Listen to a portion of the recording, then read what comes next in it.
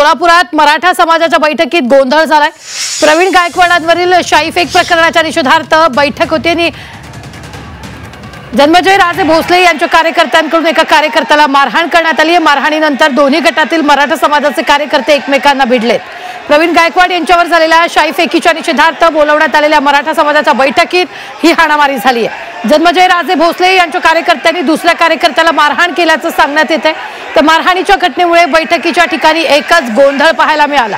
गायकवाड यांच्यावर झालेल्या शाईफेकीनंतर मराठा समाजाची पुढची रणनीती ठरवण्यासाठी ही बैठक बोलवण्यात आली होती आणि त्याच बैठकीला हाणामारीमुळे गालबोट लागलेला आहे।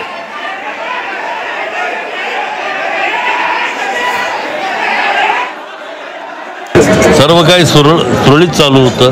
त्यावेळेला एक पंढरपूरच्या वकिलांनी त्याला माहिती नसल्यामुळं काय तर वेगळं बोलल्यामुळे थोडं गोंधळ उडाला। तुमचा कुठेतरी एकेरी उल्लेख केल्यामुळे कार्यकर्ते नाराज झाले का? आहे आता ते भावना दुखावणार, पण तसं काय आम्ही आणि आमच्या मुलांनी माझ्या अमोलराजेंनी त्या माणसाला चांगलं सज्जड दम दिलंय, तू हे केला बरोबर केलं नाही, ते कानात ते बोलत होते पण ते चुकीची माहिती घेऊन त्यांनी बोललं, त्यामुळे थोडं गोंधळ उडाला। एक गैरसमज झाला होता, आता तो गैरसमज क्लिअर झालाय।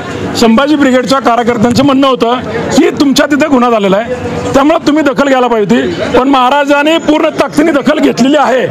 हे गैरसमज झाला बाहेर आणला कार्यकर्ता, पण स्पॉटवर जे संभाजी ब्रिगेडचे कार्यकर्ते अक्कलकोटमध्ये होते त्यांनी आता सगळ्यांनी स्पष्टीकरण दिलेलं आहे। हे एवढे लोक आलेत कुठल्या अक्कलकोटवरून, आमचे एक वोटर मोजणे इतके लोक असतील, त्यांची भूमिका ऐकून घ्यायची का आपलीच भूमिका मांडायची, त्यामुळे हा गोंधळ झालेला आहे।